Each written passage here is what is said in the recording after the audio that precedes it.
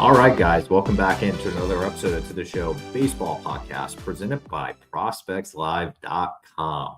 Today's episode, I am joined by Connor Oliver of the Pittsburgh Pirates organization. He is coming off a Player of the Week award over last week for his performance. He threw 5 no-hit innings. I'm not saying he threw a complete no-hitter, but he had 5 no-hit innings that did earn him Player of the Week there for the South Atlantic League.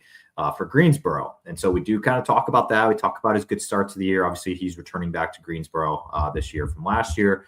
So we do dive into that. We talk about a lot of other cool things off the field. He's a very, very interesting guy, and I loved talking every second with him. So before I do shoot to the interview here, if you're watching my face on YouTube right now, I'm not going to say pretty or ugly, but if you're watching me on YouTube, listening on Spotify or Apple Podcasts, wherever it is that you are getting this podcast, please like and subscribe. On the YouTube channel, I'm making a push for 600 subs. It's a newer channel. I'm trying to grow that as quickly as I can, and I would love to get up to 600 subscribers sooner than later. So anything there is greatly appreciated. But without further ado, let me shoot you on to the interview with Connor Oliver.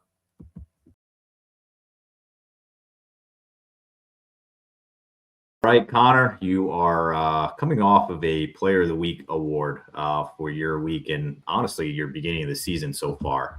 So you were named the South Atlantic League Pitcher of the Week, and I know that probably wasn't something that you had on the top of your mind that you wanted to win to start off the week, but you did, and that's exactly where I want to begin. How are things feeling for you? I guess how is the start treating you?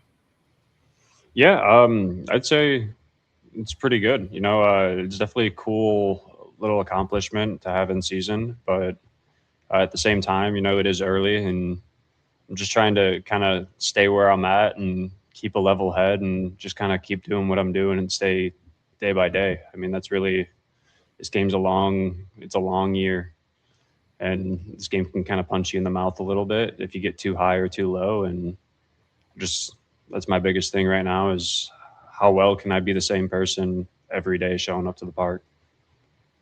How I know you just said it's a long season, and it really is because we are only in April right now. We still got a little bit to go, but how important is that for one to get off to a good start like you have? Like, 'cause obviously, there's an alternate universe that's out there that you got off to a horrible start, and you it's very opposite of what's going on right now. So I guess like how important was that for you to get off on the right note and I guess get the year started the way you wanted it to? I would say it was pretty important for me this year. The last couple of years, I've done pretty well in spring training, and then we break camp, and I'd say like my first 2 seasons, I kind of struggled a little bit early. Those first couple outings got hit around a little bit, um, and it like you're able to figure it out pretty quickly because it's early. But like I guess the biggest thing is like trying not to let it spiral.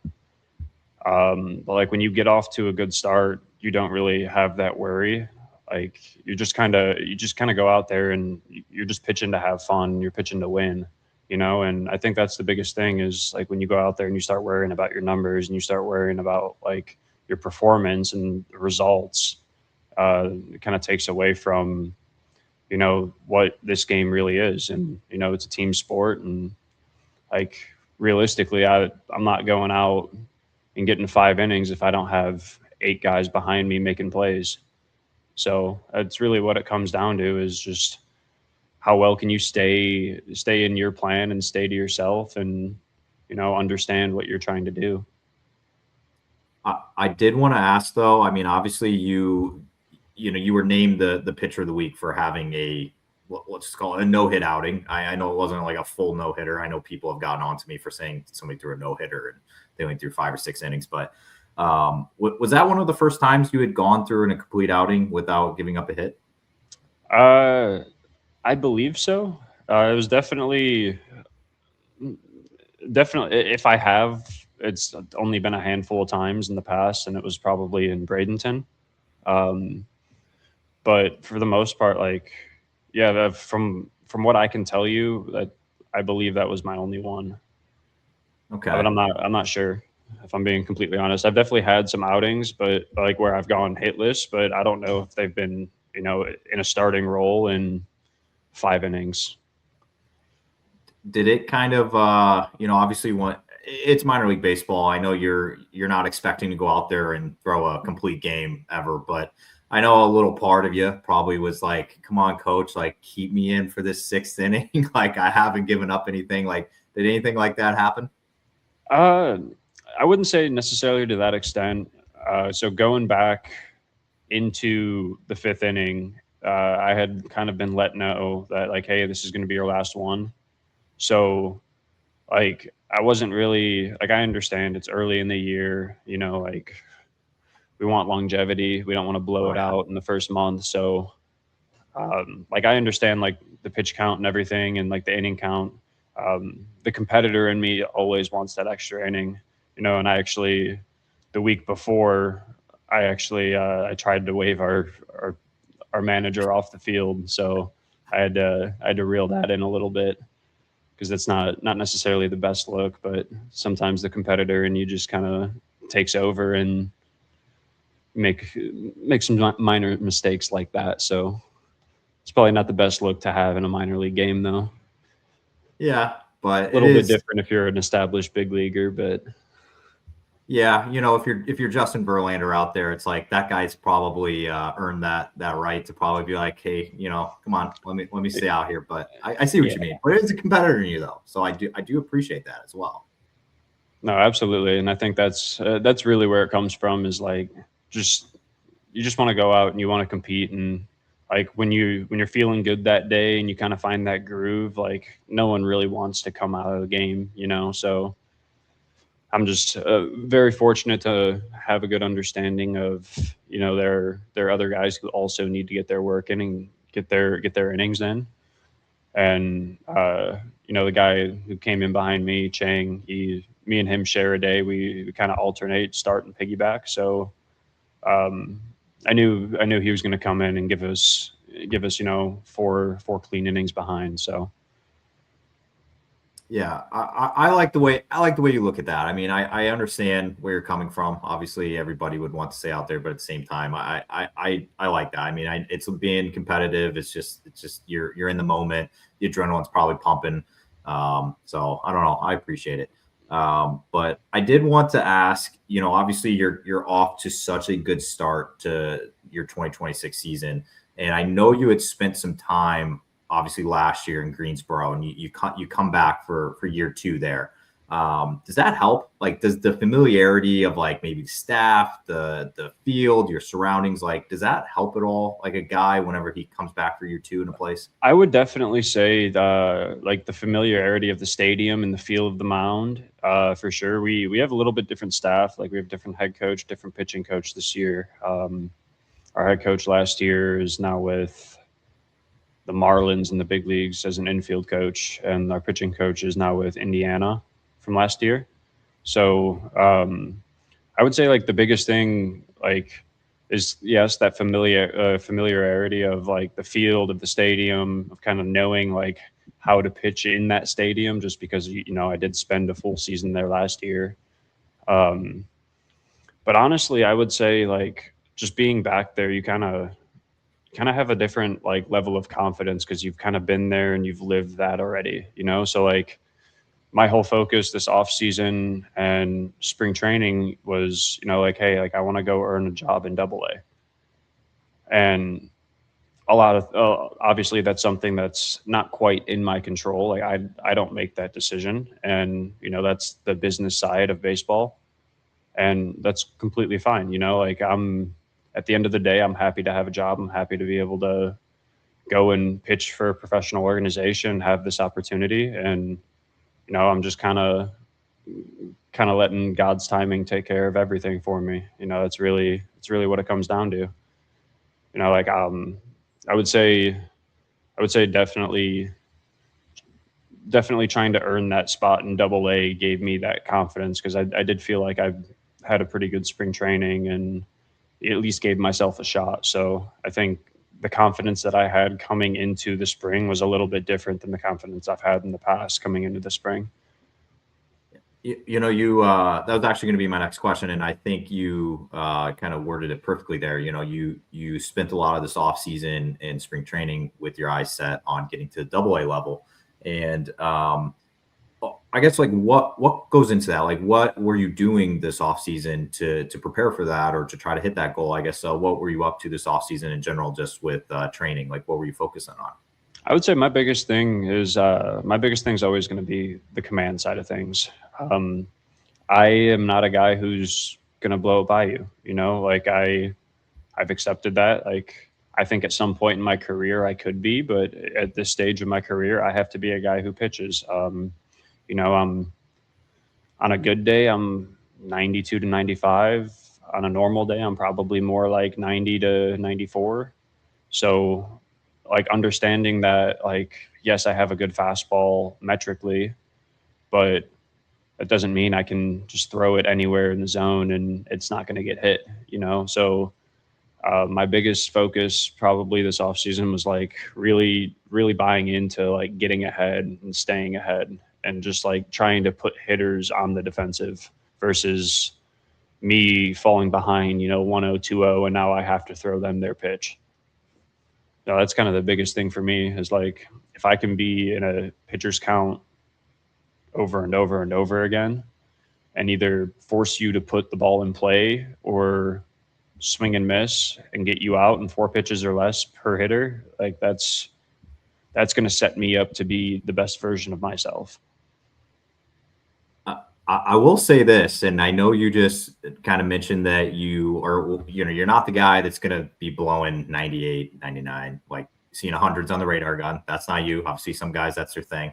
But it seems like you're the type of guy that just has pitchability. And, something unique too that I was looking just at the back of the baseball card numbers for you. I always like looking at K per nine. I know that I don't know if that's like a dated stat these days. I mean, everything is becoming dated, I guess, but I always like looking at that. It just shows like, if you're missing bats, like getting guys to miss, and your K per nine is always trending around like, the 10 range, like, 9.5 to 10. And for a guy that doesn't have the velocity like that, like you see all around the game these days, it's like, it's quite impressive. So I guess like, how do you do it? So I like stealing a question from the Toronto Blue Jays. I spent some time down in their camp in spring training, and something they ask all their minor league players is like, hey, for the fans that aren't familiar with you, maybe, they don't watch a lot. They didn't watch University of Miami, Ohio, like baseball games. Like they're not familiar with you from last year, wherever you were.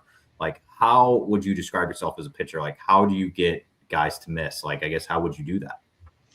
I would say like my biggest strength is probably my ability to spin the baseball and manipulate the baseball. Obviously, being left-handed helps, but I have a really good curveball that I can throw for a strike at a really high clip, and I get a lot of swing and miss in zone with that pitch. So a lot of times, like realistically, if you kind of look at like the past, you'll notice that I throw that pitch quite a bit. So I feel like a lot of times when I get into that 2 strike count, hitters kind of start sitting that breaking ball, and I end up just blowing a fastball by them because now they're sitting off speed. But I would say like my ability to spin early in the count and like spin for strikes is probably the biggest advantage I have. You know, like I have a true 4 pitch mix that I can throw all 4 pitches in zone, and I would argue that that's probably the toughest part about facing me is like you really just don't know what's coming. You know, I feel like I've done a really good job up to this point of like mixing, reading swings, and making sure that they don't really have an idea of like what pitch is going to come next. And all of my pitches have like a similar like spin orientation, so they all look the same out of my hand. Like you can't really use the spin of the baseball to differentiate what pitch is coming. When did you do like? Because I feel like it's so interesting. I'm gonna ask you a question about your kind of like your college journey here in a second, but in terms of like not mastering it, but being able to spin the baseball as well as you do, and like just in developing your pitch mix, like did that begin like in pro ball? Did that happen somewhere along the way, maybe at Miami or any stop between? Like where did you kind of start doing that? No, if I'm being honest, I started throwing my curveball when I was like 11 or 12. Wow. Okay. And when when I was younger, I didn't really have command of anything but my curveball. Interesting. So like my Usually fat it's the like other way around. especially early on in like high school, like my freshman year, I didn't really have the best like fastball command, but I threw my curveball a lot. My sophomore year, my fastball command got better. My junior year, I started throwing a lot harder and I gained like 30 pounds, but I had no idea where anything was going. And then my senior year of high school is when I kind of like put it all together and I finished with like a point 0.7 that year. I gave up like one earned run on the season. Um, Wow. but like that year, I'd say like once I got to college is when I like really started to like learn how to pitch a little bit more. Freshman year, it got cut short at Wichita State.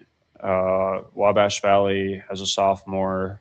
I would say that was the year that I kind of like figured out how to pitch a little bit more. But even then, like at that time, I was just kind of better than most of the people at like that level. So like I just kind of dominated and got guys to chase and swing stuff that were out of the zone.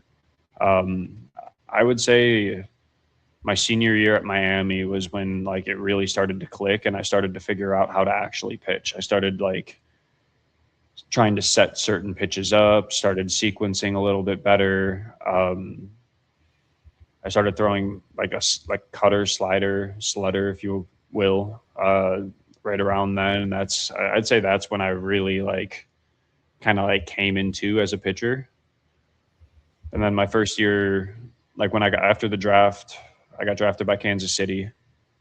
After the draft, it was just like trying to get my command settled in. Spent the offseason trying to gain velo. I came back, had a really good spring, got traded to the Pirates, and then, I mean, since then, it's really just been like, hey, like if we can get my stuff more in zone and like executed in the strike zone, especially, like we found that the days that I'm executing in zone, I don't really, I don't really get hit. So that's really, I'd say that's really been like the biggest focus is like just making sure that like, hey, like best stuff in zone. Like if we can be in zone, I would much rather get hit around the park, but I'm filling up the strike zone than walking the park. And now, I'm only able to go, 2 1/3 compared to, 4 1/3 if I'm just giving up hits early in the count. So like it's just like limiting the pitch count from like on a bad day or a day that you don't necessarily have it. Like, all right, like maybe I don't have the best stuff today. I'm gonna fill up the strike zone. I'm gonna find a way to get guys out regardless of how I feel. I'm still in awe from what you said. It's like the curveball came before the fastball. Usually it's always the other way around when you're in high school. You're just chucking that fastball, like trying to see how hard it can go. But you're throwing curveballs in high school. I love that. Yeah, I didn't really have fastball command until I'd say like my senior year of college is when it started to come around a little bit, and then I'd say last year, like last season, is when it really took a pretty good leap, and then I focused on it all off season. So if I wasn't filling up the strike zone, I'd be a little upset right now because that was literally my focus the entire off season and all spring training was, hey, like we're gonna throw that first pitch strike, and then we're gonna throw the second pitch strike. Well, it seems like it's working right now. I mean, obviously, it's very, very early, small sample size, but you're off to a good start. There was something I did want to ask you, though. You touched on this for a second. I have to go back and look at this and read it off because it is very interesting. Your journey through college and even pro ball is quite fascinating to me because you go, you grow up in Chicago area, you go to high school in South Side Chicago. Well, not the city, but suburbs. And then you go Wichita State, TCU, and then Wabash. I think Wabash was before or after TCU. Before. Before. Then you go TCU, then you go Miami, Ohio. Then you get drafted by the Royals. You get traded very quickly into your Royals tenure. Now you're with Pittsburgh. Crazy. I mean, that is absolutely absurd. Yeah. I know, obviously, the college experience these days, the transfer portal is a real thing. Obviously, you see it in football and basketball and all that, but baseball, it's a thing too. Can you just like sum up your traveling? I mean, you've lived in a lot of different areas. Yeah, no, I'm a very well-traveled man, that's for sure. Yeah. But I would say my freshman year at Wichita State, the head coach that I committed to got fired the year I was going into Wichita State. So the new head coach honored all the scholarships, and then COVID happened, and it gave him free reign to pretty much cut everyone loose. So every freshman, there was only one freshman in my class that stayed. Everyone else got cut, and then almost all of the sophomores got cut as well. So basically only the people who were like everyday players were brought back to that team. Wabash Valley, I ended up turning down a draft, or turning down the Rays in the draft to go to TCU. Going into TCU, I was a top 100 MLB pipeline prospect. I was like the number 1 or 2 ranked junior college player to make it to campus. And if I'm being honest, I struggled there. I struggled to make friends early on. I actually, if you've looked at my Twitter at all, I've opened up about mental health struggles there. I had a really tough year there, just on and off the field. And when you're not performing, it's really hard to be happy on the field and at the field. But then when you're not happy off the field either, it makes life really hard. And, it makes it really hard to enjoy, waking up every day and going and doing what you got to do. So I was very fortunate to have a very good support system behind me to kind of help me through that. And I'd say that was probably one of the hardest times I've been through. And then, transferring to Miami, at TCU, we made some mechanical changes that I think kind of forced some struggle on me a little bit too, because I'm more of an over-the-top guy, and we tried to drop down my arm slot, and everything just kind of went to shit. Excuse my language, but it's okay here. It's the reality of it. Is it just kind of went to shit, and we transferred to Miami. We got back to, where I was in junior college, of being a little bit more over the top, and it kind of brought back some of that deceptiveness that I have. And I'd say the biggest thing is I've always kind of thrown, I don't throw the hardest, but I do kind of have an invisible fastball in a way. I can throw a fastball at 91 and I can blow somebody up. And I think a lot of that is because of, the back of their head. They're just almost guessing is he going to spin here? Is he going to spin here? So once we kind of got back to that, I pretty much spent my whole senior year chasing Skeens on the strikeout list, and then got drafted after that season. And that was pretty much it. Been in pro ball since, and I've enjoyed it quite a bit. I really do. I can't really complain too much when I get to play baseball for a living. So, yeah. Do you think your experience at TCU and just dealing with mental health side of things, do you think that made you better in the long run? You're 2026, you see things a little differently now. Absolutely. I think that if I would have taken the money that I was offered out of junior college, I would have been weaved out of the system in 2 years. I think that I needed that year at TCU. Even if it wasn't the best experience for me, I think that was probably my biggest year in my career in terms of maturity and growth, and just learning how to be an adult and kind of handle my business and take care of stuff on and off the field. And I think if I didn't, I don't think I'd be where I'm at today if I didn't go through what I went through there. That's for sure. And that's obviously more hindsight. In the moment, I didn't think that, but looking back at it in hindsight, I absolutely believe that like everything happens for a reason, you know, and I think that was what I needed in order to be putting myself in the best position to succeed as a baseball player. Yeah, I always hate playing that what if game, but you almost look back and say, hey, what if I actually did go like you just said, like I probably you probably would have been weaved out of the system in 2 years. Like that is Yeah, it's very crazy to play that what if game. and it was I don't think it has anything to do with my performance or my ability. I just think that I at that point in my career hadn't been humbled yet, especially at the college level. Like Important.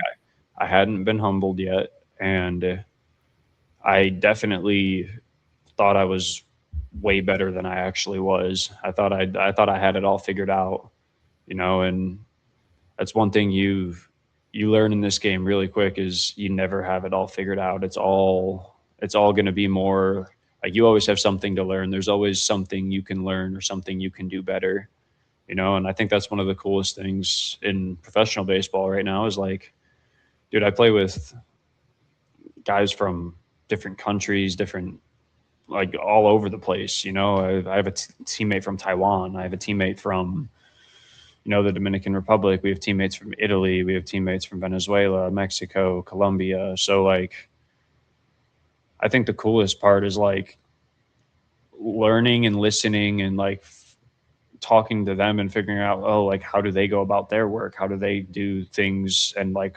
how do they do things so well? And how could I do something or how could I take something from what they do and apply it to myself? I think like there's, especially with all the different cultures, you know, like you have the Hispanic culture in baseball that's obviously a lot more flair driven. It's more dramatic. It's super energetic. You have, you know, more of the, I guess, Asian culture where like, you know, your Korea, your Japan, your Taiwan, you know, it's all a much more respectful game.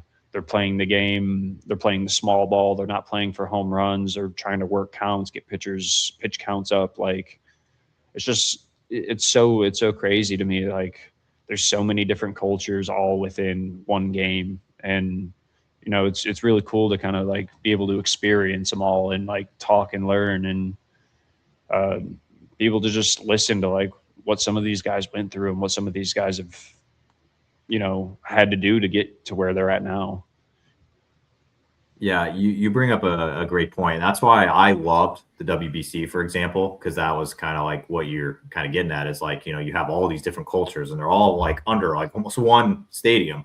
And I had the chance to be able to interview and talk to a lot of the guys. Like I was talking to guys on like Great Britain, Italy, like Mexico, like a lot of these other teams. And it's like, they're talking about what it was like playing over in the Tokyo Dome and just like their experiences there and what the culture was like out there. And then I had guys playing down in Miami and in Puerto Rico, and it's like it's so interesting. It is truly, and I think the WBC was awesome for that this year to really bring some of that to life. I think the WBC is the best form of baseball, in my opinion. It's between that and like a World Series Game 7, like those are your two purest forms of baseball, in my opinion. And I love every second of it. It's they're not out there playing for the like yes, well they're out there playing for themselves, but they're also out there playing for something bigger than themselves. And I think that's the coolest thing is like it's not like the regular season in the big leagues where like realistically early on like a lot of guys kind of like stat pad or stat chase, you know, and then you kind of look at it as like those teams that are kind of like in contention or going on a run or, you know, postseason, like kind of like fighting for that postseason spot. Then you start to see the real baseball come out. And that's when that's when it gets fun to watch. It's like you're watching the, you know, two starting pitchers go 7 shutty against each other. And it's a game of small ball of, you know, who's going to win, you know, who's going to play more fundamental baseball. Who's gonna put the ball in play with runners in scoring position? Mm-hmm. Less than 2 outs. I was glued. I was glued to the TV. I mean, I was watching. I remember my wife was like asking me. She's like, "What are you doing watching this game at like 5 a.m.?" It was like it was when it first started. It was the first games out in Japan. And I'm like, I just love it. It's like I'm locked in.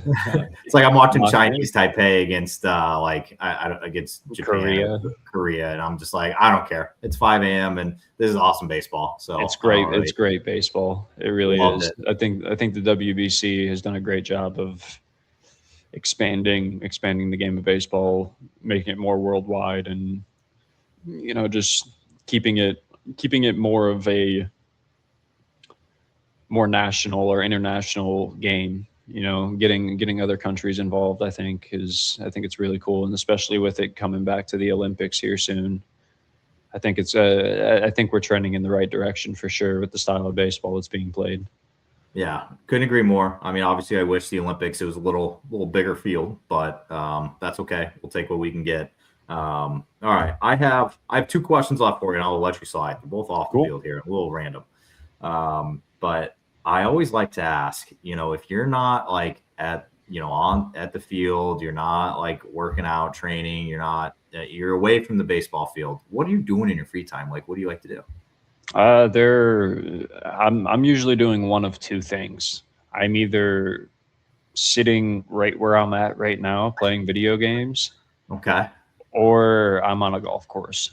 There's really there it not is. much of an in between. Those are kind of my two hobbies that I like. I like the golf. I'm not very good at.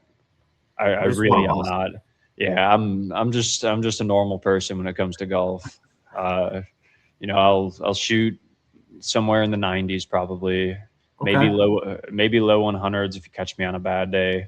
Haven't broken 90 quite yet. I've gotten close. Haven't done it yet though. it's I had a addicting to do chance. so. I had a chance, and then I ended up tripling 18, so ended up finishing at a 91. Yeah, that Hate one hurt. that. That one hurt. That one will But stick with you for a while. yeah, but like for the most part, like I think I think having one thing that I can kind of like go and do outside and like stay active, especially on like an off day or something, or like after a travel day, and then having one thing where like, all right, like this is kind of what I can do. Like let's say I get home later at night, I still got some adrenaline. I need to lock in and like let it all wear out a little bit. You got the video games for that, so it's a What are you nice playing these healthy days? mix. I am usually a Call of Duty guy. Okay. That's usually my go-to. If I'm not playing Call of Duty, recently it's been Rocket League. I just started getting into Rocket League again. I haven't played it since like high school, so I'm not very good at Rocket League yet, but we're working on it. We're getting there. Okay. I will say that's a popular one. I was spending some time around Red Sox camp in Fort Myers in spring, and they were having Rocket League tournaments like a lot of the low A, high A, double A guys. Yeah, It's I'm not. fantastic. I'm still pretty new. I'm still working on it, but I'd say like my game's definitely Call of Duty, Okay. and then like just like a sleeper game that I'm just really good at because I've played it a lot is NHL. Ooh, love Chell, man. I love some shell. Find me on the just World of Chell. I'm sold. I love it.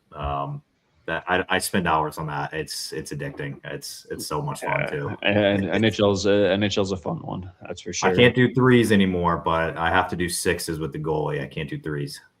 Well, that's But fair. um, That's fair. was getting too many penalties and too many penalty shots, so I had to move on. But all right, one question left here, and this is the last one. It's just because I'm generally curious, and I love asking this question last to end things here. You're a Chicago guy. I would consider you through and through pretty Chicago-esque, and I want to ask, since you are playing a little further away from home right now, you're out on the East Coast, you're not anywhere near Chicago right now. What is like one or two things that you miss the most about being home? And you cannot say family or friends because that's like a given that you kind of miss those people. But if you had to pick one or two things, what do you miss the most about home? Pizza, That was quick. pizza by far. Okay. That was Uh, fast. that's definitely first and foremost. The pizza in Chicago is pretty tough to beat. I personally like obviously growing up on it. It makes it a little bit easier. I know that might get some mixed opinions, Yeah, a little bit. nationwide. I know some people aren't a big fan of like the sauce on the pizza, but I grew up with the sauce, so I'm gonna live and die by the sauce. That's for sure. Okay.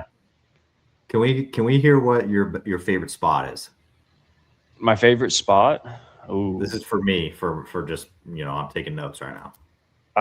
the best. I can tell you the best spot in Chicago, hands down, is Pequod's. Okay. PI. It's like PICQUADS or something I like think I've that. heard of it. Okay. Yeah, it hands down that's the best pizza spot in Chicago if you're looking for like a deep dish pizza. Either that or go to like if you go I go to into like Lou's, but downtown. Yeah, into downtown Chicago, go to like an Uno's yeah. or like a Doses. Those are both good pizza spots too. Okay.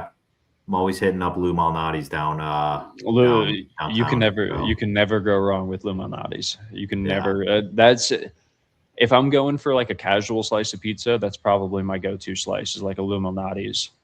But if Okay. I'm like if I want to go and get like a true like Chicago deep dish pizza, I'm gonna try to go to Pequod's. Sometimes those wait times are like 2.5, 3 hours long. Okay. So it's a very good restaurant though. A very Okay. good pizza. I frequent that area, like we said before, so I'm And gonna send that to the chat and say, take me here. I was saying that's more if you spend some time in like the Skokie area, kind of like up north, like Evanston, Skokie. I want to say it's more north side than it is. Like I think it's up past Wrigleyville, Okay. if I'm not mistaken. And Okay. I could be wrong, and I could have just lied to your face there, but I'm I don't pretty care. sure it's just north of Wrigleyville. Okay. Well, you know what? I will put it on the list. I do appreciate that one a ton because I'm always looking for good spots, especially pizza, man. Absolutely love it. Now, All right. Well, if you like yourself some deep dish, that's your spot right there. okay. I'll report back maybe this summer when I'm heading up there. With the family, I will make sure I try to get there and we'll report back to you. All right. Well, Connor, I very much appreciate all the time. Obviously, wishing you best of luck going forward here in 2026. But thank you for doing this. No, of course, man. I appreciate you having me out. I had a great time. I like